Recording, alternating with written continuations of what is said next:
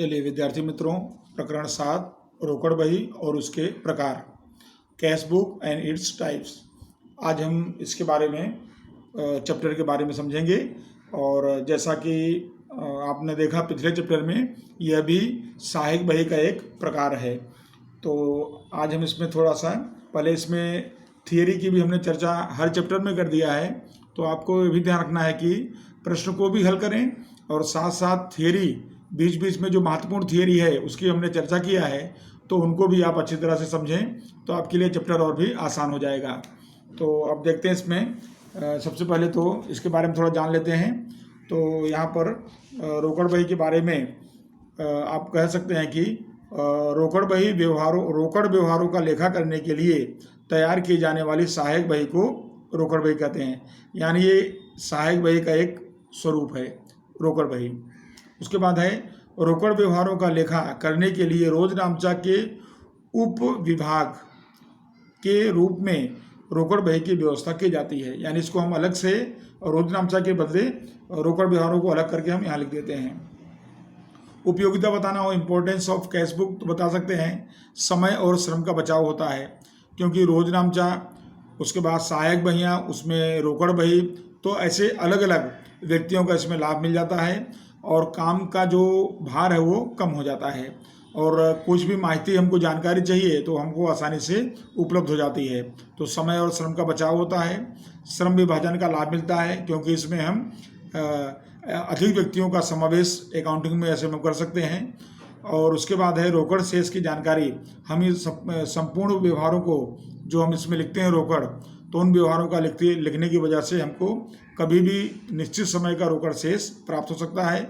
उसके बाद गबन, कपट या जानकारी की जानकारी। अगर अकाउंटिंग में, हिसाबों में कोई कपट हो रहा है, कोई गबन हो रहा है, कोई गलत कार्य हो रहा है, तो उसकी जानकारी हमको यहाँ आसानी से प्राप्त हो सकती है। और दूसरा बैंक खाता का शेष। रोकड़ बही में बैंक खाता का भी समावेश किया जाता है। इस वजह से जिस तरह से हम निश्चित समय में रोकड़ का शेष जान सकते हैं, उसी तरह से हम बैंक का शेष भी जान सकते हैं। तो इस तरह से आपको इसकी उपयोगिता के बारे में आपको समझना है। और अब हम इसके प्रकार देखते हैं। रोकड़ बही के प्रकार, टाइप्स ऑफ कैश बुक। यहाँ पर हम प्रकार को लेकर के और साथ साथ उससे संबंधित प्रश्न भी बुक से करते जाते हैं। तो पहला प्रकार आता है साधारण रोकड़ बही, जिसको कहते हैं सिंपल कैश बुक। तो इसमें प्रारूप देख लीजिए इसका कैसे बनेगा। तो रोकड़ बही में आपको यहाँ पर दो पक्ष बताना है, उधार और जमा। यहाँ पर प्राप्ति की साधारण रोकड़ बही यहाँ पर दिया हुआ है। कॉलम देखिए, पहला कॉलम तारीख का, दूसरा आय, तीसरा है रसीद नंबर और चौथा नंबर है खाता पृष्ठ नंबर, जैसे रोजनामचा सहायक बही में होता है। और उसके बाद कॉलम है रकम रुपए में। फिर जमा पक्ष में भी वही रहेगा, तारीख, खाली यहाँ पर हो जाएगा व्यय। यानी अगर आप रोकड़ भुगतान कर रहे हैं तो जमा करना, और आपको रोकड़ प्राप्ति हो रही है तो उधार करना है, वो ध्यान रखना है आपको। और यहाँ पर रसीद नंबर है उधार में, और जमा में आपको ध्यान रखना वाउचर नंबर लिखना है। तो वाउचर नंबर, खाता पृष्ठ और रकम। बहुत ही सिंपल सवाल है, तो आप देख लीजिए जरा, इसको 2 मिनट में हो जाएगा पूरा है। तो देखिए इसके अंदर 2015 जून का व्यवहार इसमें बताया गया है, जून महीने का। तो मैंने यहाँ 2015 जून महीने का व्यवहार। सबसे पहले देखिए प्रारंभ की रोकड़ शेष 10,000। ये प्रारंभ की शेष जो है ये जून महीने की 1 तारीख की है। यानी इसके पहले जो महीना था तो उस महीने का, यानी कि मई, 31 मई की अंतिम शेष है 10,000, और वही जून की प्रारंभिक शेष बन गया। तो हमेशा ध्यान रखना है कि रोकड़ शेष हमेशा आपको आवक के रूप में उधार पक्ष में दर्शाना है हमेशा। तो देखिए यहाँ पर हमने उधार पक्ष में जून 1 शेष आगे लाए 10,000, इसको आपको यही दर्शा देना है। फिर उसके बाद देखिए 2 तारीख को रोकड़ बिक्री 3,000। अब बिक्री होगी तो माल जाएगा और रोकड़ आएगी, तो हमको रोकड़ देखना है, रोकड़ की प्राप्ति हो रही है, तो बेचने से प्राप्ति होगी तो उसको भी हम उधार करेंगे। ये देखिए 2 तारीख को बिक्री खाते, और कितने का माल बताया यहाँ पर 3,000, तो 3,000 की प्राप्ति हो गई। धंधा में अधिक रकम की जरूरत होने से प्राप्ति रुपया 2,000 नगद धंधा में लाती है। अब यहाँ पर प्राप्ति कौन है? ये व्यापारी है जिसका हम रोकड़ बही बना रहे हैं। तो इस तरह से उस व्यापारी का हम, ये प्राप्ति, तो ये व्यापारी है, तो यानी धंधे में मालिक द्वारा 2,000 नगद लाई जा रही है, इसका मतलब ये हुआ। तो इसमें हम क्या करेंगे, रोकड़ आवक हो रही है उधार करेंगे, और मालिक धंधे में दे रहा है क्या बोलेंगे, पूंजी। तो देखिए यहाँ पर हमने उधार पक्ष में 3 तारीख को पूंजी खाते और मालिक द्वारा कितनी रकम दी गई, 2000, उसको लिख दिया। फिर उसके बाद है रोकड़ खरीदी 6000। अब खरीदी का मतलब हुआ माल आएगा, रोकड़ जाएगी, यानी भुगतान पेमेंट करना पड़ेगा, तो जावक होगी। तो 5 तारीख को देखिए जमा पक्ष में यहाँ पर जून 5 को खरीद खाते, और खरीद खाते कितना बता दिए, 6000, माल की जो खरीदी हुई वो। तो खरीदी आपको जमा करना है क्योंकि आपको चुकाना पड़ेगा, और बिक्री आपको उधार करना है क्योंकि आपको वहाँ प्राप्ति होगी। फिर उसके बाद है अगला है वेतन 1000, दलाली 1500, रोकड़ चुकाए। देखिए चुकाए, ये भी पेमेंट हो रहा है, भुगतान हो रहा है, तो जमा करेंगे। तो जमा पक्ष में 7 तारीख को वेतन खाते 1000 और 7 तारीख को दलाली चुकाए तो दलाली खाते 1500। दोनों को अलग अलग एंट्री आपको दर्शा देना है। फिर उसके बाद है 9 तारीख को द्रोण के पास से 5000 का माल रोकड़ खरीदा। अब यहाँ खरीदी हो रही है, यानी भुगतान करेंगे तो जमा करना पड़ेगा, रोकड़ है, तो जमा हम कितना चुकाएंगे इसको, 5000। यहाँ नाम भी दिया है, लेकिन आपको ध्यान रखना है कि रोकड़ व्यवहार में नाम का उल्लेख नहीं होगा। हम क्या लिखेंगे, खरीद खाता लिखेंगे। तो 9 तारीख को खरीद खाता, तो देखिए 9 तारीख को खरीद खाता, और यहाँ कितने का माल है, ये है 5000 का, तो 5000 यहाँ पर दर्शा दिए। उसके बाद आगे हम देखते हैं इसमें व्यवहार में 9 तारीख के बाद आता है 11 तारीख। 11 तारीख को यहाँ पर आपको दिया है, 11 तारीख को मानसी को 6000 का माल रोकड़ से बेचा। अब रोकड़ से बेचा तो क्या हुआ है, रोकड़ आवक होगी, तो उधार पक्ष में लिखेंगे बिक्री खाते, नाम नहीं आएगा यहाँ भी, 6000। तो देखिए यहाँ पर उधार पक्ष में बिक्री खाते 11 तारीख को, और रकम कितना बताए, 6000। फिर उसके बाद है नैऋति को 3000 गत मास में खरीदे माल पेटे चुकाए, यानी हमने पिछले महीने में माल खरीदा था उसका हम पेमेंट कर रहे हैं। तो पिछले मास का व्यवहार है, तो यहाँ खरीदी नहीं लिखेंगे, यहाँ हम व्यक्ति को चुका रहे हैं, तो उसका नाम लिखेंगे नैऋति। तो यहाँ नैऋति खाते हो जाएगा 3000। तो देखिए जमा पक्ष में चुका रहे हैं 19 तारीख को, तो यहाँ नैऋति खाते और उसकी जो अमाउंट चुकाने की है वो यहाँ पर लिखेंगे 3000, ये दर्शा दिए। फिर उसके बाद है किंजल ने 1500 गत मास बेचे माल पेटे चुकाए। अब यहाँ किंजल हमको पेमेंट कर रही है, हमने उसको पिछले महीने में माल बेचा था, वो पेमेंट आ रहा है पिछले मास का।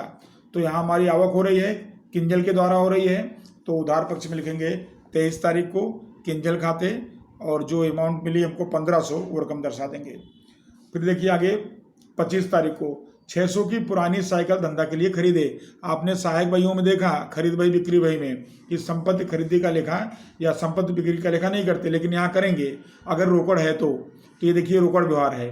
तो हमने रोकड़ में अगर माल खरीदा तो खरीद खाते, अगर हमने संपत्ति खरीदा तो संपत्ति खाते लिखेंगे। तो संपत्ति क्या है यहाँ पर, साइकिल, तो साइकिल खाते लिखेंगे, खरीद खाता नहीं।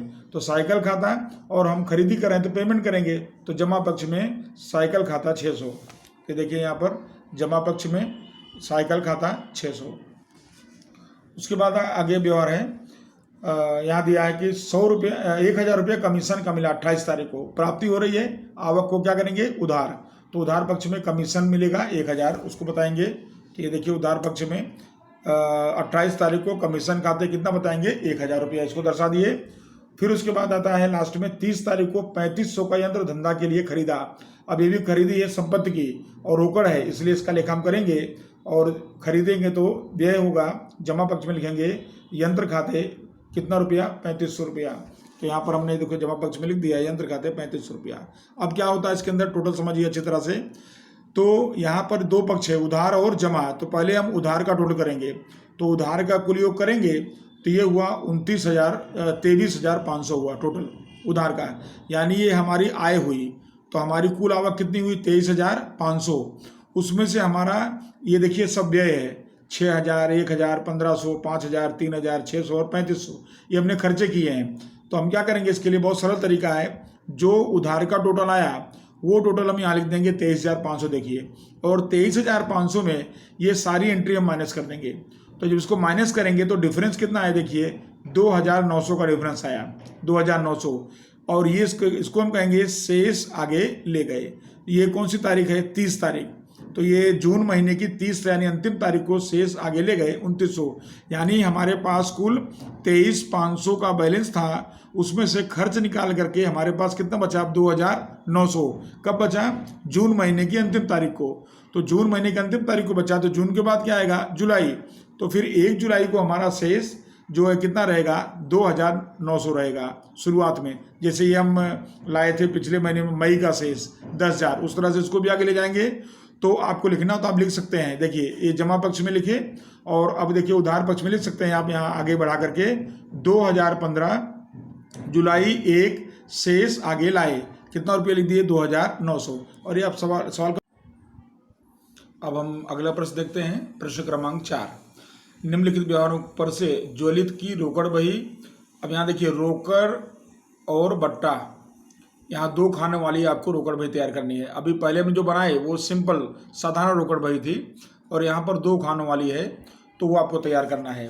तो देखिए यहाँ पर दूसरा प्रकार है 2 खानों वाली रोकड़ बही, और उसमें रोकड़ और बट्टा खानों वाली ये रोकड़ बही है। तो हमने हेडिंग किया है ज्वलित की रोकड़ और बट्टा खानों वाली रोकड़ बही, अच्छा हेडिंग करेंगे। और उसके बाद इसमें देखिए इसका भी प्रारूप देखिए, उधार जमा 2 पक्ष हो जाएगा। उधार पक्ष में तारीख, और जैसे पिछले सवाल में था आय, अपनी आवक, रसीद नंबर, खाता पृष्ठ। अब यहाँ कॉलम 2 हो जाएगा। जैसे पहले वहाँ खाली रकम का था, तो यहाँ पर एक बट्टा भी आ जाएगा। तो आपको ये ध्यान रखना है, अगर आपको प्राप्ति होती है तो आप बट्टा देंगे, तो यहाँ इसलिए हमेशा क्या आएगा, उधार में दिया बट्टा आएगा। तो दिया बट्टा रुपया आएगा, और यहाँ रकम आएगा, रोकड़ जो भी होगा।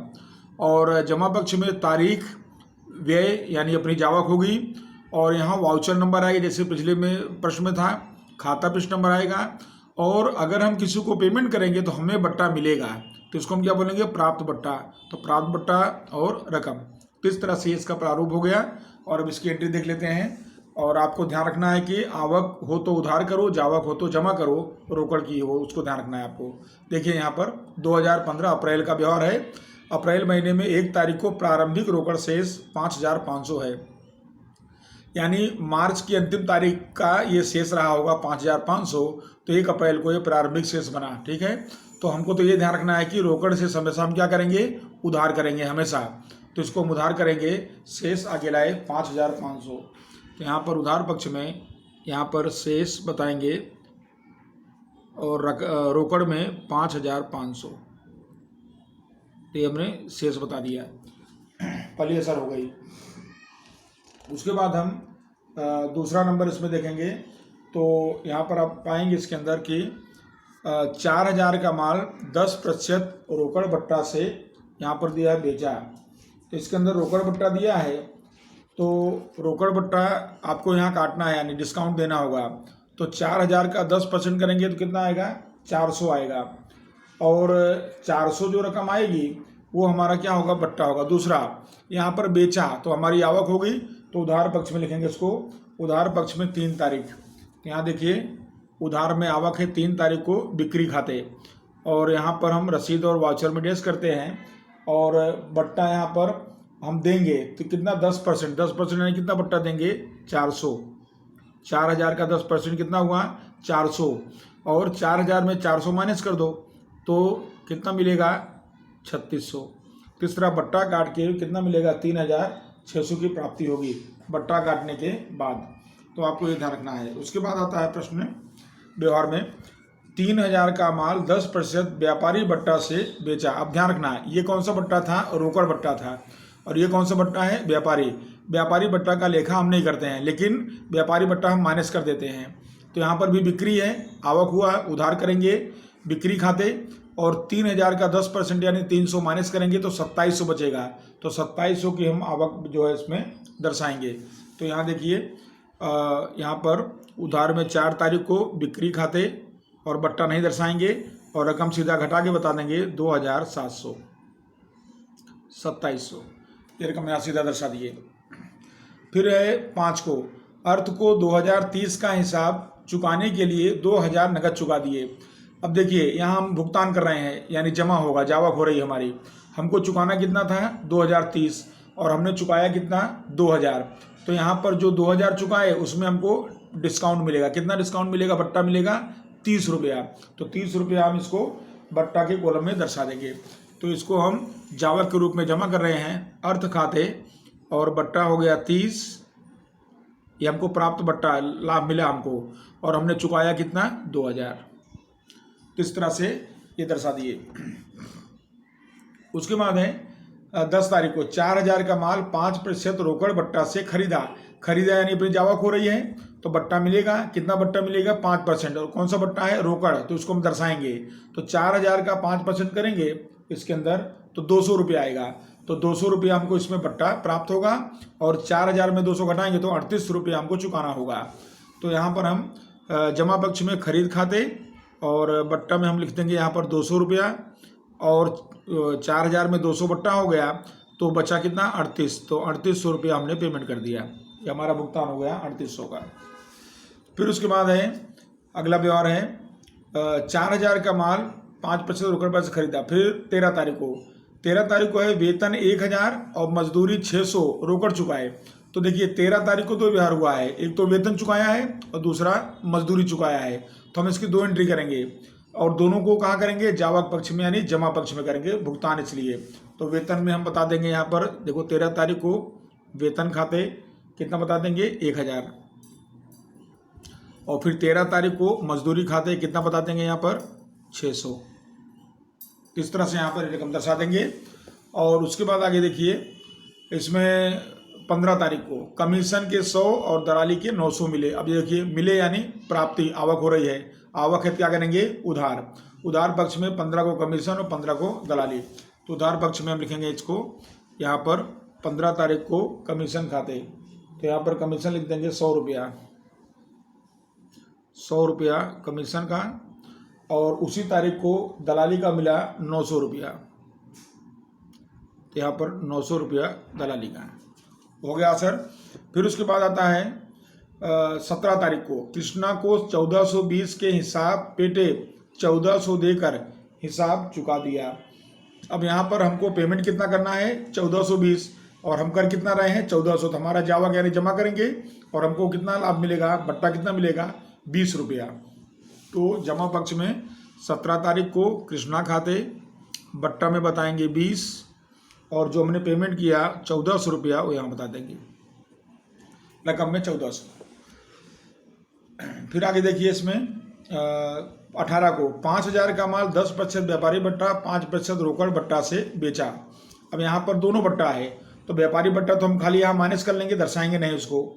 तो 5,000 का 10% 500 हुआ, और 500 घटाएंगे तो कितना हुआ 4500 हुआ। तो 4,500 का माल है, और फिर उसको 5% रोकड़ बट्टा से बेचा, ये बट्टा हम दर्शाएंगे।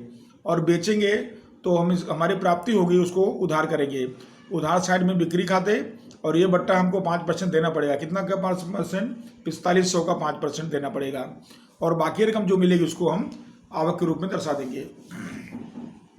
तो यहाँ देखिए इसके अंदर अगला व्यवहार इसमें आता है बिक्री खाते में। यहाँ पर माल बेचा, तारीख कौन सी यहाँ बता रहे हैं इसके अंदर 18 तारीख।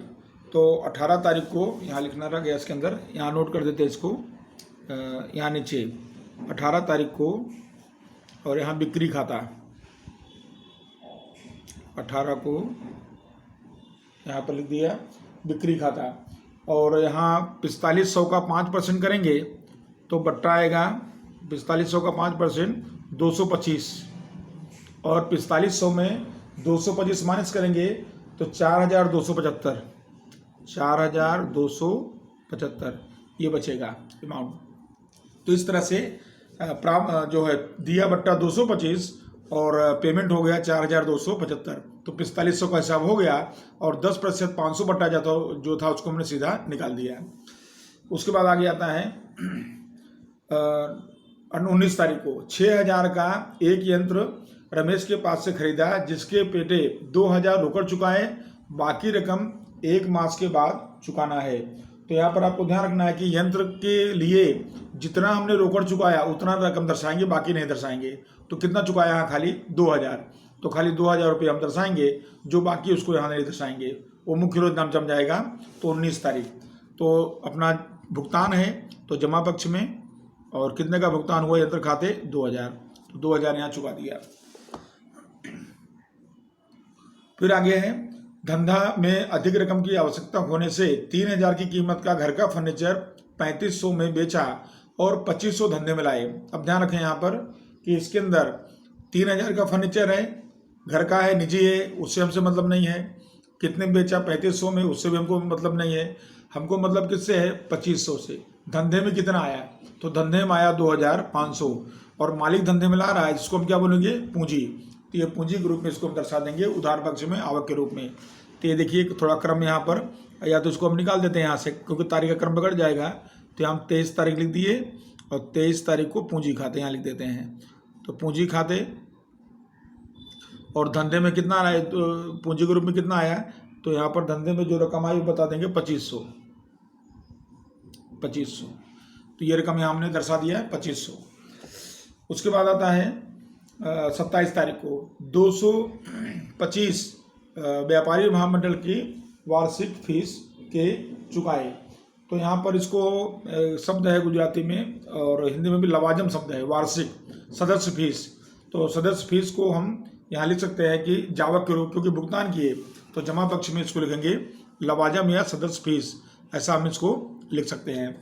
और चुकाई ये रकम है 225 सदस्य फीस या लवाजम, वार्षिक लवाजम। फिर उसके बाद आता है 29 को गोडाउन भाड़ा 600 रोकड़ चुकाए, लारी भाड़ा 300 शंभू को नकद दिए। तो यहाँ पर देखिए गोडाउन भाड़ा खर्च है और लारी भाड़ा भी खर्च है, दोनों जावक है, दोनों जमा करेंगे 29 तारीख को। तो यहाँ पर 29 तारीख को गोडाउन भाड़ा, गोदाम का भाड़ा, तो भाड़ा खाते यहाँ बता देंगे 600 जो चुकाया, और उसी तारीख को लारी भाड़ा चुकाया 300। तो यहाँ लारी भाड़ा खाते 29 तारीख को जो चुकाया उसकी रकम बता देंगे 300। तो इस तरह से ये हमारे सारे व्यवहार कंप्लीट हो गए। और अब हम इसका टोटल देखेंगे। तो पहले उधार पक्ष का, रोकड़ हमेशा आपको ध्यान रखना कि उधार पक्ष का ज़्यादा होता है, इसलिए रोकड़ का हमेशा उधार का योग पहले करने का। तो उधार में देखिए यहाँ रकम है 5500 है, 3600 है, 2700, 100, 900, उसके बाद आता है 47, 42, 75 है, फिर 2500 है। अब इनको जोड़ेंगे कैलकुलेटर से तो आएगा 19,575, 19,575 आया। और यही टोटल हमें ला करके जमा पक्ष में लिख देंगे 19,575। यानी हमारे पास कुल हमारा जो आवक पक्ष का टोटल है 19,575 है, उसमें से हमारे खर्चे माइनस करेंगे। तो इसमें से ये सारे खर्चे माइनस कर देंगे इसके अंदर से, जैसे 2000 है, 3800 है, 1000 है, 600 है, 1400 है, 2000 है, 225 है, 600 है, 300 है, इन सबको माइनस कर देंगे। तो यहाँ डिफरेंस बचेगा 7,650, 7,650 ये डिफरेंस बचा। देखिए तो इसको हम क्या कहेंगे, इसको हम कहेंगे शेष आगे ले गए।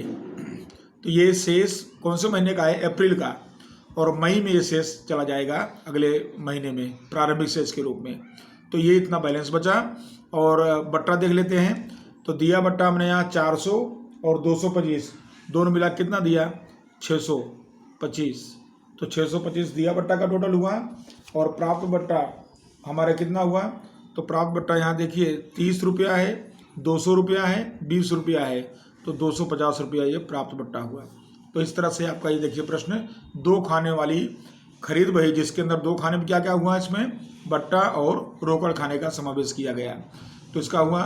अब उसी के बाद बी, ये भी 2 खाने वाली रोकड़ बही है, लेकिन यहाँ देखिए खाने बदल गए, यहाँ रोकड़ और बैंक खानों वाली रोकड़ बही है, ऐसा बताया गया है। तो इसमें आपको थोड़ा समझना है, थियरी है और आपके प्रश्न से संबंधित है, तो थोड़ा इसको हम देख लेते हैं जरा।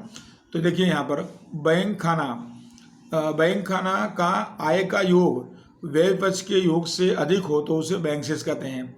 इसका मतलब बैंक का ये उधार पक्ष ज़्यादा हो और जमा पक्ष कम हो तो ये जो आएगा वो बैंक शेष कहा जाएगा। लेकिन अगर बैंक खाते का ये जमा पक्ष ज़्यादा हो और इधर कम हो, क्योंकि बैंक खाते का ज़्यादा हो सकता है, तो अगर ये कम है तो यहाँ जो डिफरेंस आएगा उसको हम क्या बोलेंगे, बैंक ओवरड्राफ्ट कहेंगे। तो देखिए हमने लिखा यहाँ पर कि यहाँ पर बैंक खाता का जमा शेष होता है तो वह बैंक ओवरड्राफ्ट कहलाता है। एक इसको भी जान सकते हैं। और दूसरा एक और देखिए, व्यापारी को जमा रकम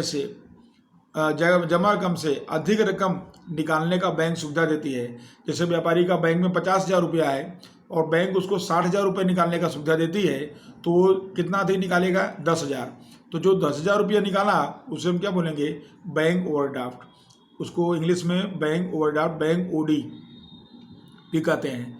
तो इस तरह से बैंक ओवरड्राफ्ट, अगर शेष की दृष्टि से देखना हो तो जमा का ज़्यादा हो, उधार का कम हो तो बैंक ओवरड्राफ्ट होगा, और आपको समझाना हो तो इस तरह सुविधा के हिसाब से भी समझा सकते हैं आप।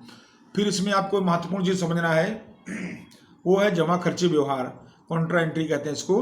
तो जमा खर्ची व्यवहार को आप समझेंगे तो इसमें है कि जिस आर्थिक व्यवहार से रोकड़ और बैंक दोनों खाते प्रभावित होते हैं उस व्यवहार को जमा खर्ची व्यवहार कहा जाता है। तो आपको जमा खर्ची व्यवहार आपको प्रश्न में भी करना है। तो यहाँ पर आपको दिखना है कि व्यवहार एक होगा लेकिन उसका असर रोकड़ पर भी होगा और बैंक पर भी होगा। एग्जाम्पल देखिए, जैसे यहाँ लिखा हुआ है धंधे में से बैंक में रोकड़ भरे। अब अगर हम धंधे में से रोकड़ भरते हैं बैंक में तो क्या होगा, जैसे माना कि हमने रुपया 10,000 हमारे धंधे में पड़ा था, 10,000 उसको हमने बैंक में भरा, तो हमारा रोकड़ शेष क्या हो जाएगा, 10,000 धंधे में से कम हो जाएगा, लेकिन वो 10,000 शेष हमारे बैंक में क्या हो जाएगा, बढ़ जाएगा। तो पैसा हमारे पास ही है, खाली कहाँ चला गया, धंधे में से बैंक में चला गया, तो रोकड़ शेष घटी और बैंक शेष बढ़ा। तो ये व्यवहार से क्या हुआ, दोनों खाते पर असर हुई, रोकड़ पर भी असर हुई और बैंक पर भी असर हुई। दूसरा देखिए, धंधा के लिए बैंक से रोकड़ निकाला। सेम व्यवहार ले लीजिए कि हमने कोई ज़रूरत पड़ा धंधे में तो हमने बैंक से 10,000 निकाल लाए, तो जब हम 10,000 बैंक से निकालेंगे तो हमारा बैंक बैलेंस 10,000 क्या होगा, घटेगा, और रोकड़ बैलेंस हमारा 10,000 क्या हो जाएगा, बढ़ जाएगा, पैसा हमारे पास ही रहेगा। तो इस तरह से बैंक से रोकड़, बैंक में रोकड़ भरना और बैंक से रोकड़ निकालना, अगर ये कंडीशन है तो इस कंडीशन पर दो खाते प्रभावित होंगे, एक रोकड़ खाता दूसरा बैंक खाता। और इसमें एक चीज़ और भी ध्यान रखना कि बैंक से रोकड़ निकालेंगे तो अगर निजी उपयोग के लिए रोकड़ निकालेंगे तो वो आहरण कहा जाएगा, तो उसका फिर यहाँ पर धंधे में असर नहीं पड़ेगा, रोकड़ में असर नहीं पड़ेगा, वो आपको थोड़ा ध्यान रखना है, उसको हम सवाल में ध्यान से देखेंगे। अब यहाँ हमारे पास प्रश्न है, तो प्रश्न नंबर यहाँ 5 दिया गया है, निम्नलिखित व्यवहारों पर से रिद्धि की रोकड़ और बैंक खानों वाली रोकड़ बही तैयार करो। तो यहाँ पर रोकड़ और बैंक खाने इसके अंदर आपको बनाने हैं और 2 खाने वाली रोकड़ बही है ये। तो देखिए यहाँ पर हमने रिद्धि की रोकड़ और बैंक खानों वाली रोकड़ बही, उसमें उधार पक्ष में तारीख और तारीख के बाद है आय और उसके बाद रसीद नंबर, खाता पेश नंबर। अब देखिए यहाँ कॉलम बदल गया, यहाँ कॉलम क्या आया, रोकड़ और बैंक, क्योंकि हमको पूछा गया कि रोकड़ और बैंक बनाना था, हमने रोकड़ और बैंक बना दिया। फिर जमा पक्ष में तारीख, व्यय, वाउचर नंबर, खाता पृष्ठ, रोकड़ और बैंक। तो इस तरह से दोनों पक्ष में हमने खाते बना दिए, कॉलम बना दिए। और एंट्री देखिए जरा, तो यहाँ पर देखिए 2015 मई का व्यवहार है। 1 तारीख को प्रारंभिक रोकड़ शेष 4,000, प्रारंभिक बैंक शेष 6,000। जिस तरह से रोकड़ शेष हम उधार करते हैं उसी तरह से बैंक शेष को भी क्या करेंगे, उधार करेंगे। तो 1 तारीख को दोनों शेष बताते हैं, 4,000 और 6,000। ये देखिए 1 तारीख को शेष आगे लाए और शेष आगे लाए, रोकड़ में बता रहे हैं 4,000 रोकड़ में और बैंक में बता देंगे 6,000, दोनों का शेष एक साथ हमने नोट कर दिया। उसके बाद है मोनिका को 5,000 का माल 10% व्यापारी भट्टा से बेचा। यहाँ व्यापारी भट्टा से बेचा, मोनिका ने जरूरी रकम का चेक दिया और उसे तुरंत चेक में बैंक में भर दिया। अब आपको ध्यान रखना है कि अगर चेक बैंक में भरा जाए तो बैंक में आवक होगी, क्योंकि उसमें बैंक में वो रकम जाके जमा होगी। तो चेक बैंक में भरना यानी बैंक के लिए क्या होगी, आवक। आवक यानी क्या होता है, उधार। यहाँ से पहचान सकते हो, यहाँ से भी पहचान सकते हो कि आपने चेक से माल बेचा तो बिक्री यानी आवक होती है, इसलिए उधार होगा। तो उधार पक्ष में हमको बिक्री खाता दर्शाना है। 5,000 का 10% व्यापारी भट्टा माइनस कर देंगे 500, तो रकम आएगी कितनी, 4,500। तो 4,500 और कौन से कॉलम में बताएंगे इसको बताएंगे हम बैंक में, क्योंकि बैंक में आवक हो रही है। तो देखिए यहाँ पर 2 तारीख को बिक्री खाते, रोकड़ में आवक नहीं बताएंगे, चेक से हुआ है आवक, तो बैंक में रकम बताएंगे 4,500। यहाँ आपको थोड़ा सावधान रखना है, आवक या जावक कहाँ हो रहा है, रोकड़ में तो रोकड़ बताओ, बैंक में तो बैंक बताओ। फिर देखिए अगला व्यवहार है 3,000 का, इसके बाद का ये है 4 तारीख इसमें है 2,000 वेतन और 100 रुपये दलाली के रोकड़ चुकाई। अब यहाँ देखिए दोनों रोकड़ हैं, तो रोकड़ में खाते में असर होगी और चुकाई यानी जावक जमा पक्ष में आएगा। तो जमा पक्ष में वेतन 2,000 और दलाली 100 रुपया, इस तरह से लिखेंगे। तो देखिए जमा पक्ष में 4 तारीख को वेतन खाते और वेतन खाते लिख करके रोकड़ में 2,000, बैंक में कुछ नहीं, और उसी तरह से उसी तारीख को दलाली भी चुकाया है, और दलाली चुकाया 100 रुपया, तो रोकड़ में 100 रुपया, बैंक में कुछ नहीं। फिर उसके बाद अगला व्यवहार देखिए, 6 तारीख को 3000 बैंक में से निजी खर्च के लिए निकाले। देखिए यहाँ पर निजी खर्च दिया है, ये पैसा धंधे में नहीं आएगा, ये पैसा मालिक के घर जाएगा या मालिक के निजी उपयोग में जाएगा, तो इसको हम क्या बोलेंगे, आहरण। अब ये जमा खर्ची व्यवहार नहीं है, ये भी आपको ध्यान रखना है। तो 6 तारीख को यहाँ पर आहरण खाते बताएंगे और निजी खर्च, इसलिए बैंक में से शेष घटेगा, तो बैंक में से जावक बताएंगे। ये देखिए यहाँ पर 6 तारीख को आहरण खाते, और पैसा हमने कहाँ से निकाला, बैंक में से, तो बैंक में कितना कम हो जाएगा, 3000। यहाँ 3000 बैंक खाते में बता दिया, बैंक से निकाले। फिर उसके बाद है 6000 का माल हिरेन को बेचा, हिरेन ने 4000 रोकड़ बाकी रकम का चेक दिया जो बैंक में भरा। अब देखिए 6000 की बिक्री हो रही है, तो आवक हो रही 6000 की, उसमें से 4000 रोकड़ मिल रहा है, तो रोकड़ आवक कितनी हुई, 4000, और बाकी कितना बचा, 2000। तो बाकी रकम क्या क्या हुआ, चेक, यानी बैंक में आवक हो रही है। तो दोनों जगह आवक बताओ, रोकड़ में 4000 और बैंक में 2000, कुल मिला के 6000 बिक्री खाते। तो देखिए जमा पक्ष में यहाँ पर रोकड़ में हो गया 4000 और बाकी रकम यानी 2000 बैंक में, दोनों में आवक हुआ। आपको अच्छी तरह समझ में आ रहा होगा, इस तरह व्यवहार आपको ध्यान रखते जाना है साथ साथ में। फिर देखिए आगे 5000 का माल खरीदा और रकम चेक से चुका दिया। अब देखिए चेक दिया है, तो चेक से चुकाएंगे तो बैंक में जावक होगी, यानी बैंक का शेष घटेगा, तो इसका मतलब इसको हम जमा करेंगे। तो 5000 का माल खरीदा, खरीद खाते, जावक होगी, और रकम किस में बताएंगे, बैंक में बताएंगे 5000 रुपया। तो यहाँ पर 12 तारीख को खरीद खाते, और रकम इसको हम बैंक में दर्शाएंगे 5000 रुपया, क्योंकि बैंक का व्यवहार है ये। फिर आगे देखते हैं, इसके बाद यहाँ पर दिया है 2000 दुकान भाड़ा, देखिए चेक से चुकाया, ये भी जावक हो रहा है और बैंक से घटेगा इसमें, तो इसको भी हम क्या करेंगे, जमा करेंगे। तो जमा पक्ष में इसको हम बैंक में लिखेंगे कितना रुपया, 2000 रुपया 17 तारीख को। तो 17 तारीख को दुकान भाड़ा खाते बैंक में 2000 रुपया, ये दर्शा दिए। फिर आगे देखते हैं, इसके बाद 4500 का माल 10% व्यापारी बट्टा से रोकड़ से खरीदा। अब देखिए यहाँ रोकड़ है, तो यानी बैंक में इसका प्रभाव नहीं पड़ेगा, रोकड़ पे पड़ेगा, रोकड़ शेष घटेगी। तो जमा पक्ष में जावक के रूप में बताएंगे खरीद खाता, और 4500 में अपने 10% माइनस करेंगे तो 450 माइनस होगा, तो 4050 बचेगा। तो जमा पक्ष में 21 तारीख को खरीद खाते और रोकड़ में 4050 व्यापारी बट्टा काट के, और बैंक में नील। फिर उसके बाद आता है करिश्मा ने अपने देवा बेटे 2550 रोकड़ चुकाए। अब देखिए यहाँ पर रोकड़ चुकाए तो अपने पास रोकड़ आवक हो रही है, कौन चुका रहा है अपने को, करिश्मा। तो करिश्मा के पास से हमको प्राप्ति हो रही है इसको, तो ये प्राप्ति हम दर्शाएंगे उधार पक्ष में, और रकम रोकड़ में लिखेंगे 2550। तो 24 तारीख को करिश्मा खाते और रोकड़ में 2550 बैंक में नील। फिर उसके बाद है 26 तारीख को आत्म कल्याणी को 1200 का पुराना हिसाब चुकता करने के लिए रोकड़ चुका दिए। अब हम पेमेंट कर रहे हैं, हमारी जावक हो रही है, तो हमारी जावक हो रही है 26 तारीख को किसके प्रति, आत्म कल्याणी के प्रति, तो उसको हम जावक के रूप में जमा करेंगे और रकम बताएंगे रोकड़ खाने में 26 तारीख को।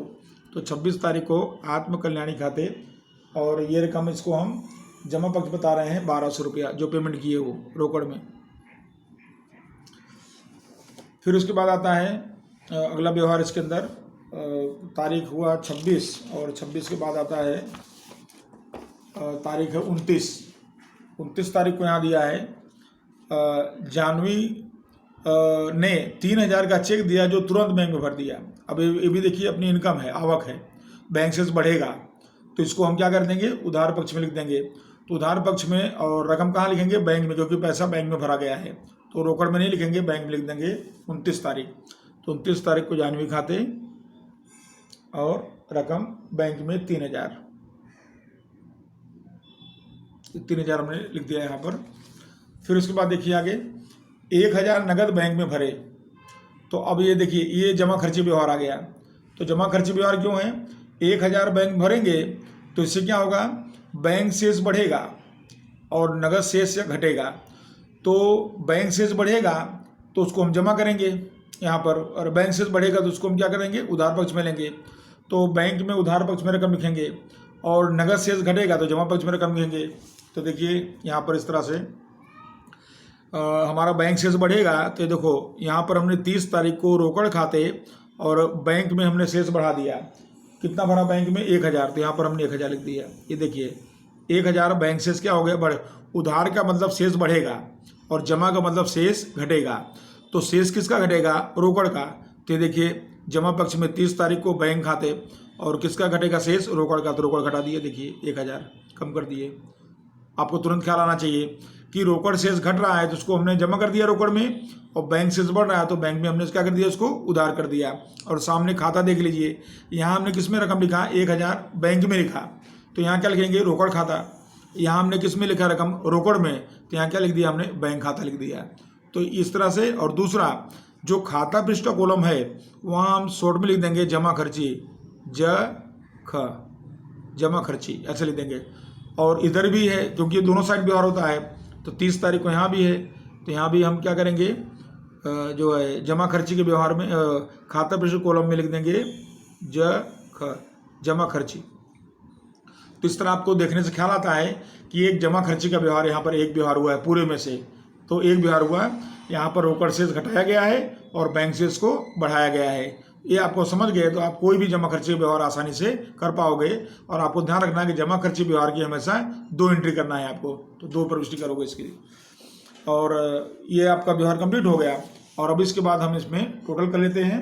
तो यहाँ पर देख रहे हैं इसमें रोकड़ का पहले करते हैं। रोकड़ का तो फिक्स है आपका कि वो हमेशा उधार का ज़्यादा होता है। तो यहाँ देखिए 4000 और 25 50 इसको मिला के हम जोड़ेंगे तो हो रहा है 10,550। इसका टोटल हो रहा है 10,550।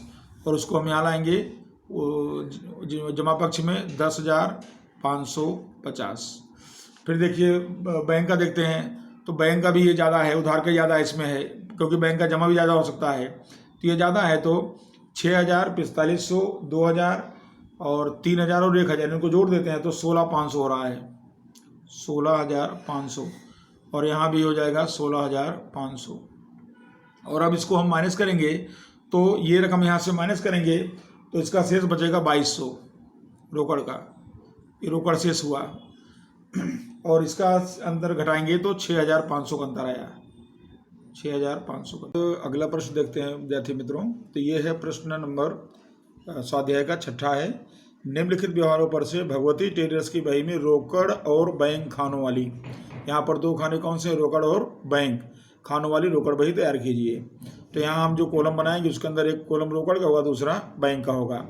अब यहाँ भी देखिए 2015 जुलाई के व्यवहार हैं। 1 तारीख को प्रारंभिक रोकड़ शेष और प्रारंभिक बैंक ओवरड्राफ्ट। अब ये समझिए जरा, ये जो बैंक ओवरड्राफ्ट है ये हमेशा जमा शेष होता है, यानी इसको हम कहाँ बताएंगे? जमा पक्ष में दर्शाएंगे। और रोकड़ शेष है तो इसको हम उधार पक्ष में दर्शाएंगे। तो 2015 जुलाई को यहाँ देखिए ये हमने कॉलम बना दिया। इसके अंदर भगवती ट्रेडर्स की रोकड़ और बैंक खानों वाली रोकड़ बही, तारीख, आय, रसीद नंबर, खाता पृष्ठ, रोकड़, बैंक। और इस तरफ में तारीख, व्यय, वाउचर नंबर, खाता पृष्ठ, रोकड़ और बैंक। 1 तारीख को देखिए शेष आगे लाए तो रोकड़ का शेष उधार होता है, इसलिए उसको हम उधार पक्ष में दर्शा देंगे 5,000 रुपया। यहाँ पर हम लिख दे रहे हैं इसके अंदर रोकड़ में 5,000 और बैंक में यहाँ नील, क्योंकि ओवरड्राफ्ट है तो ओवरड्राफ्ट का शेष इस तरफ आता है तो उसको हम जमा पक्ष में दर्शाएंगे। तो शेष आगे लाए 1 तारीख को और बैंक में दर्शा देंगे जो बैंक की ओवरड्राफ्ट की रकम है वो रकम है 1,500। तो आपको ध्यान रखना है अगर बैंक ओवरड्राफ्ट हो तो उसको हमेशा जमा कीजिएगा और बैंक शेष हो तो उसको हमेशा उधार करेंगे। फिर उसके बाद है अगला व्यवहार 3 तारीख का है। 8,000 का माल 10% व्यापारी भट्टा से रोकड़ से जानकी को बेचा। रोकड़ बेचा गया है तो नाम की कोई ज़रूरत नहीं है और रोकड़ व्यवहार है और रोकड़ खाने में रकम लिखी जाएगी। बिक्री का मतलब क्या होता है? आवक होता है। उधार पक्ष में हम 3 तारीख लिखेंगे और व्यापारी भट्टा घटा देंगे तो 8,000 का 10% 800 घटेगा तो 7,200 बचेगा। तो 7,200 रकम यहाँ बताएंगे। 3 तारीख को बिक्री खाते, रोकड़ में रकम 7,200 और बैंक में कुछ नहीं, ठीक है। उसके बाद अगला व्यवहार है 3,000 रोकड़ बैंक में भरे। देखिए आ गया जमा खर्ची व्यवहार। तो जमा खर्ची व्यवहार में यहाँ क्या हो रहा है कि धंधे में से रोकड़ जाएगी और बैंक में रोकड़ आएगी तो बैंक शेष बढ़ेगा। तो बैंक शेष बढ़ेगा तो बैंक में हम उधार में रकम लिखेंगे 3000 रुपया। तो ये देखिए यहाँ पर 5 तारीख को बैंक में हमने 3000 बढ़ा दिया शेष, उधार पक्ष में लिख दिया है। और यहाँ डैश कर देंगे और यहाँ पर क्या लिख देंगे हम, जमा खर्ची लिखना चाहिए इसके अंदर। तो यहाँ पर हमने जमा खर्ची ऐसा लिख दिया शॉर्ट में, और उसके बाद खाता पृष्ठ कॉलम में, और फिर उसके बाद जमा पक्ष में हमको रोकड़ शेष घटाना है, यानी रोकड़ में कमी होगी। तो रोकड़ में कमी होगी तो ये देखिए यहाँ पर खाता पृष्ठ में हमने जमा खर्ची लिख दिया, जमा खर्ची, और रोकड़ में कमी करना है 3000 की। तो 3000 यानी कमी करना है तो आपको जमा करना है, और वृद्धि करनी है तो आपको उधार करना है। तो यहाँ पर हमने इसको बढ़ा दिया और यहाँ पर इसको घटा दिया। तो ये आपका जमा खर्ची व्यवहार में 2 लेखा करते उस तरह से है। 2000 का माल जीनल को बेचा, जीनल ने रकम तुरंत चुका दिया चेक से, और चेक बैंक में भरा। तो ये देखिए ये रोकड़ यानी आवक हो रही बैंक में, माल बेचा गया है, आवक होगी तो बैंक में आवक होगी 6 तारीख को। तो 6 तारीख को बिक्री खाते में लिखेंगे यहाँ पर, यहाँ 6 तारीख को बिक्री खाते, और आवक बैंक में दर्शाएंगे। तो माल की कीमत इसमें बताएंगे 3000। तो यहाँ पर एक मिनट, कितने का माल है जीनल का, 2000 का माल है, तो रकम है 2000। तो यहाँ 2000 दर्शाएंगे बैंक में। फिर उसके बाद आता है व्यवहार अगला, 8 तारीख को 2000 का फर्नीचर खरीदा, रकम तुरंत चेक से चुका दिया। अब यहाँ जावक हो रही है देखिए, तो चेक से यानी बैंक में जावक हो रही है, तो जमा पक्ष में लिखेंगे फर्नीचर खाते 2000। तो जमा पक्ष में 8 तारीख को फर्नीचर खाते, रकम बैंक में 2000, क्योंकि चेक दिया इसलिए, तो बैंक से जावक होगी। फिर उसके बाद आता है अगला व्यवहार। अगला व्यवहार है 9 तारीख को, भार्गवी के पास से 3000 का चेक मिला जो पार्थ को बिक्री पृष्ठांकन करके दिया। अब यहाँ आपको समझना है कि ये जो व्यवहार है यहाँ पर हमारे रोकड़ और बैंक शेष पर कोई असर नहीं हो रहा है, क्योंकि भार्गवी के पास से मिला और उसको हमने किसको दे दिया, किसी अन्य को दे दिया। तो वो चेक हमारे बैंक खाते में गया ही नहीं, सीधा सीधा किसी अन्य को दे दिया हमने। तो फिर 9 तारीख का व्यवहार हम मुख्य रोज नामचम लिखेंगे। कहाँ लिखेंगे, 9 तारीख का व्यवहार बिक्री पृष्ठांकन हुआ है, चेक सीधा हमने दूसरे को बेच दिया, दे दिया, इस वजह से इसको हम दर्शाएंगे मुख्य रोज नामचा में। यहाँ रोकड़ में हम इसका लेखा हम नहीं करते हैं। तो आपको ये व्यवहार का ध्यान रखने का है कि 9 तारीख का व्यवहार हमने मुख्य रोज नामचा में दर्शा दिया, यहाँ दर्शाने की जरूरत नहीं है। फिर आता है 13 तारीख। 13 तारीख को यहाँ दिया है, हर्षित को 6000 का माल बेचा, उसके बदले में 50% रोकड़ और बाकी रकम चेक हर्षित ने तुरंत चुका दिया, चेक बैंक में भर दिया। तब यहाँ आवक हो रही देखिए 6000, 50% यानी 3000 रोकड़ मिलेगा और 3000 का चेक। तो 3000 रोकड़ में आवक हुई और 3000 बैंक में आवक हुई, तो इसको हम उधार करेंगे बिक्री खाता। तो यहाँ पर बिक्री खाता और रकम 3000 रोकड़ में आवक हुई और 3000 बैंक में आवक हुई, आधी रकम रोकड़ आधी रकम चेक। फिर उसके बाद है 15 तारीख को 6000 का माल दिव्येश के पास से खरीदा तथा रकम तुरंत चुकाई। अब ये भी रोकड़ व्यवहार हो गया, खरीदा है तो खरीदा का मतलब जावक होगा, तो जमा पक्ष में लिखेंगे खरीद खाता और 6000 रुपये से रकम रोकड़ बताएंगे, क्योंकि चेक यहाँ नहीं बोला गया है। तो यहाँ पर जमा पक्ष में रकम दर्शा देंगे खरीद खाते के नाम से, और रकम इसमें 6000 रुपया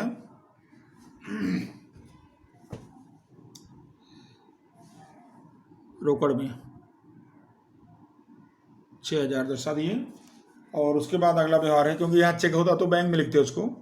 अब देखिए 18 तारीख को वेतन 1000, दलाली 500 रोकड़ चुकाई। ये देखिए दोनों रोकड़ खर्च हैं, तो जावक में रोकड़ में लिखेंगे वेतन और दलाली दोनों लिखेंगे। तो यहाँ 18 तारीख को वेतन खाते यहाँ बताएंगे 1000 रोकड़ में, और उसी तारीख को 18 तारीख को दलाली खाते यही बैंक में बताएंगे, रोकड़ में बताएंगे 500। रोकड़ चुकाया तो रोकड़ में जावक हुई। फिर 22 तारीख को बैंक में से 1000 बिजली का बिल चुकाने के लिए निकाले। अब ये देखिए तो जमा खर्ची व्यवहार हुआ, बिजली का बिल, यहाँ ऐसा नहीं बोला घर का बिजली का बिल, खाली लिखा है बिजली का बिल, तो धंधे का बिजली का बिल अपने समझेंगे। तो यानी ये रोकड़ जो है निकालेंगे और धंधे में लाएंगे बैंक से, और फिर बाद में बिजली का बिल चुकाएंगे। तो यानी पहले स्तर पर दिए कैसा व्यवहार है, जमा खर्ची व्यवहार है। बैंक से रोकड़ निकाली जाएगी यानी बैंक शेष घटेगा और रोकड़ शेष बढ़ेगी, तो आपको पहले इस तरह समझना है। तो 22 तारीख को हम रोकड़ शेष बढ़ा देते हैं। तो 22 तारीख को देखिए बैंक खाते और यहाँ जमा खर्ची 22 तारीख को जमा खर्ची, और रोकड़ से हम बढ़ा देंगे 1000 से, क्योंकि ये रोकड़ कहाँ से आया, बैंक से, तो यहाँ लिख दिया बैंक खाते, ठीक है। और फिर बैंक से घटा देते हैं, तो 22 तारीख को बैंक से घटाएंगे, जमा खर्ची लिखेंगे, जमा खर्ची, और बैंक में लिख देंगे 1000। तो 1000 हमने क्या किया, रोकड़ निकाल लिया। तो इस तरह से जमा खर्ची व्यवहार में बैंक से रोकड़ निकाला, उसकी एंट्री बता दिया। फिर उसके बाद आता है 23 तारीख, बिजली का बिल चुका दिया। अब बिजली का बिल 22 को पैसा बैंक से निकाले थे, अब 23 तारीख को बिजली का बिल चुका रहे हैं, तो फिर बिजली खर्च हो गया है, इसको हम जावक के रूप में जमा कर देंगे। जावक हो रहा है, व्यय हो रहा है, और रोकड़ में बताएंगे इसको। तो यहाँ पर बिजली का बिल, यहाँ देखिए बिजली खर्च खाते 23 तारीख को, और रोकड़ अब चुका देंगे, कितना रुपया, 1000 है, पूरा हो गया हिसाब।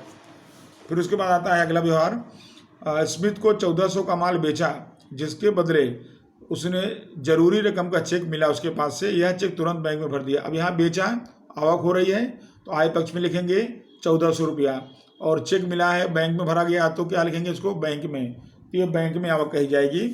तो बैंक में हम आवक में 24 तारीख को बिक्री खाते, और बैंक में आवक बता देंगे 1400 रुपया, ये आवक हो गई। उसके बाद अगला व्यवहार है, स्मिथ ने दिया चेक अस्वीकार हुआ, जिसकी जानकारी बैंक ने दिया।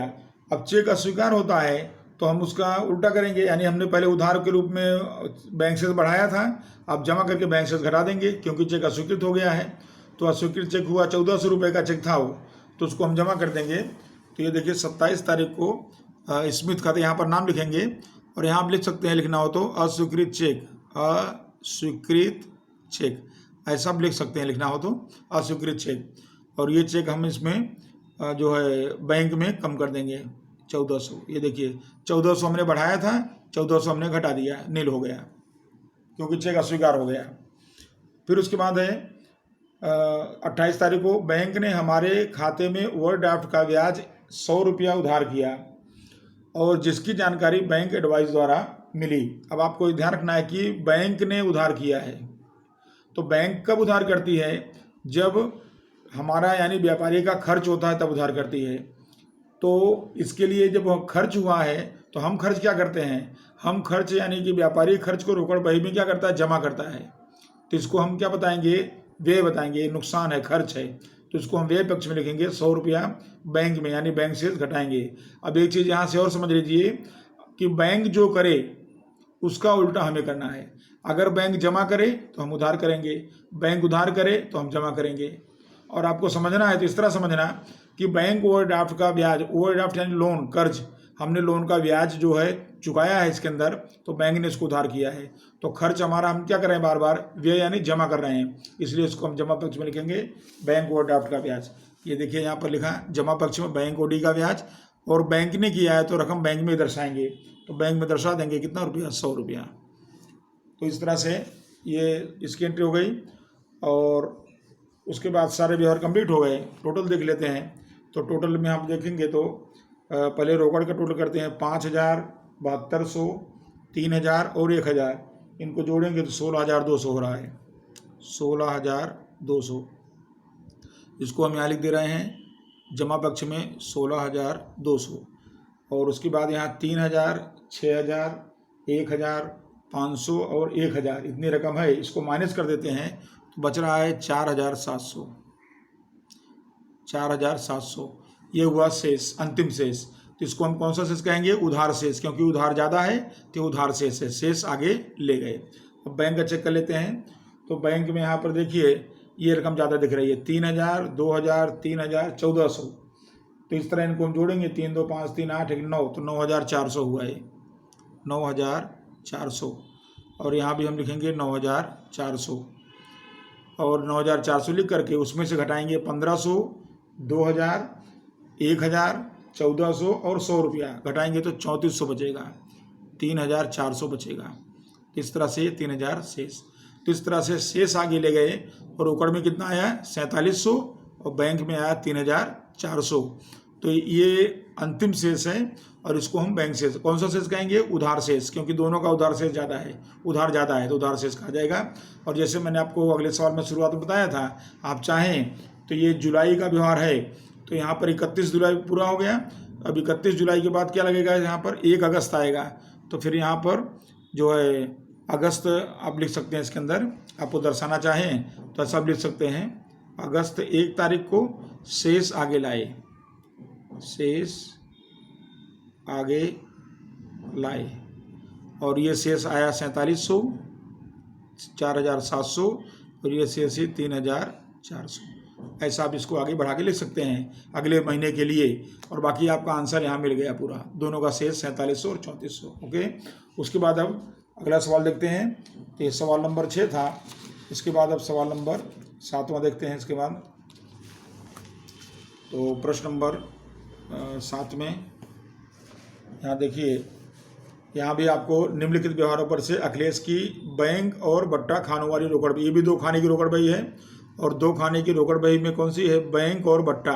अब हम कॉलम बनाएंगे बैंक और बट्टा का, तो 2 कॉलम बना करके इसमें इसको हल करेंगे। तो ये देखिए यहाँ पर इस तरह से, यहाँ पर हमने अखिलेश की बैंक और बट्टा खाने वाली रोकड़ बही, और इसमें तारीख, आय, रसीद नंबर, खाता पृष्ठ, दिया बट्टा। आपको जैसे अपने बताए कि उधार पक्ष में जो होगा, तो उधार पक्ष में हमेशा हम कौन सा बट्टा लिखते हैं, दिया बट्टा लिखते हैं, क्योंकि अगर हमको रकम मिलेगी तो हम जो है बट्टा चुकाएंगे। तो दिया बट्टा और बैंक, यहाँ रोकड़ नहीं है तो अपने बैंक खाता लिख देने का है, तारीख, व्यय, और यहाँ पर वाउचर नंबर, खाता पृष्ठ, प्राप्त बट्टा यहाँ जमा साइड में, और बैंक।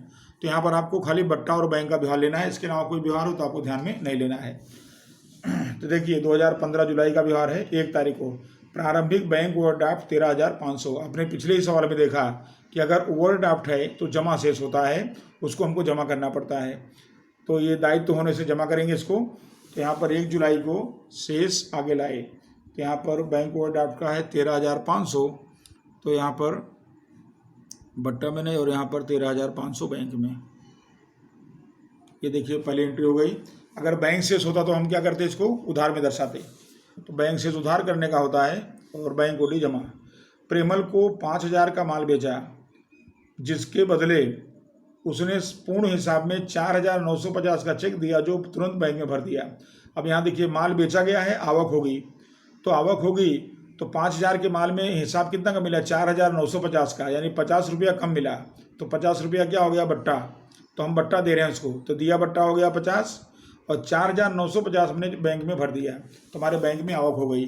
तो इसको हम यहाँ दर्शाएंगे, 2 तारीख को बिक्री खाते, दिया बट्टा हो गया 50, और बैंक में जो रकम जमा हुई वो हुई 4,950, और सब मिला के हो गया 5,000। तो 5,000 का हिसाब पूरा हो गया। फिर उसके बाद देखिए 8 तारीख को 6,000 का माल खरीदा, जरूरी रकम का चेक लिख कर दिया। अब हम चेक लिख कर दे रहे हैं तो हमारे बैंक से पैसा पेमेंट होगा, यानी हमारी बैंक से जावक होगी, तो जमा करेंगे खरीद खाते के नाम से 6,000 रुपया। तो यहाँ जमा पक्ष में 8 तारीख को, और चेक से पैसा जाएगा तो इसको हम जमा पक्ष में दर्शा देंगे 6,000।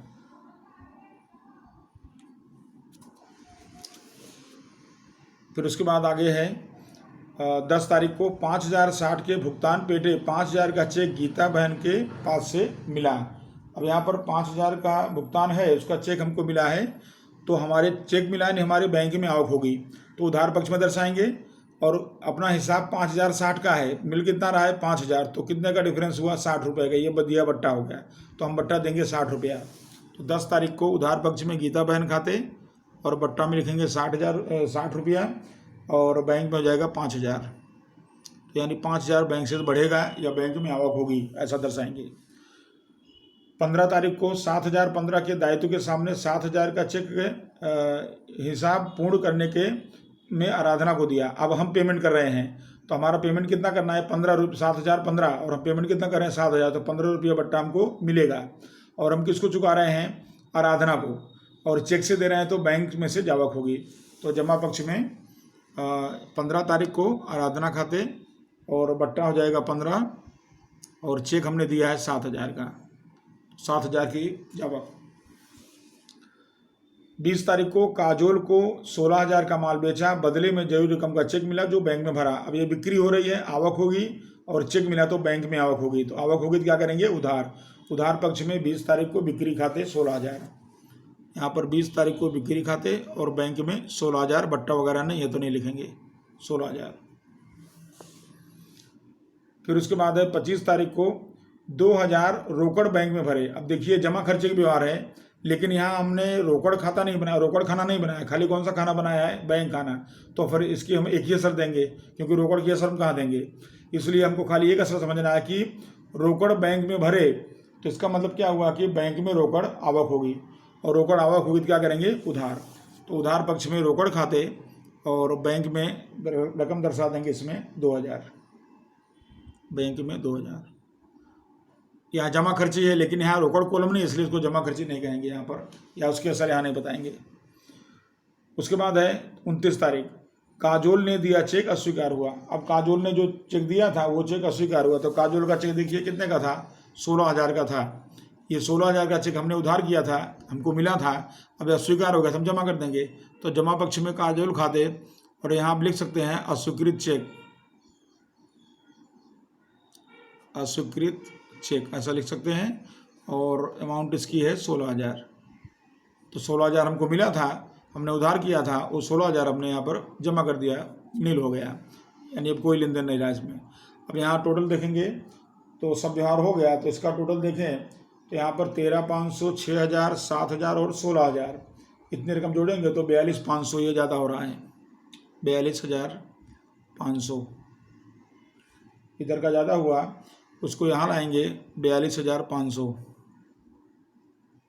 और उसमें से 4,950, 5,000, 16,000 और 2,000 इसको घटा देते हैं तो बचेगा 14,550, 14,550 ये रकम बचेगी। तो शेष आगे ले गए। अब देखिए ये बैंक ही ऐसा है कि जिसका शेष इस तरफ आ सकता है, नहीं तो रोकड़ का शेष हमेशा आपको कहाँ मिलेगा, जमा पक्ष में मिलेगा। और ये कौन सा शेष कहा जाएगा, जमा शेष, क्योंकि जमा का टोटल ज़्यादा है। तो इसका मतलब कि बैंक का जमा शेष जो है वो 14,550 हुआ। आगे बढ़ाना होती है, जुलाई है तो हम यहाँ लिखते 1 अगस्त को शेष आगे लाए 14,550। बट्टा देख लेते हैं, दिया बट्टा का टोटल करेंगे तो दिया बट्टा 50 और 60 कितना हुआ, 110। और प्राप्त बट्टा देखेंगे तो खाली कितना रुपया इसमें है, 15। तो प्राप्त बट्टा हुआ 15। ये आपका सवाल पूरा कंप्लीट हो गया। तो इस तरह से आपका 2 खाने वाले प्रश्न जो है इसके अंदर सब पूरे हो गए। अब नेक्स्ट वीडियो में हम 3 खाने वाली रोकड़ बही के बारे में चर्चा करेंगे। नमस्कार।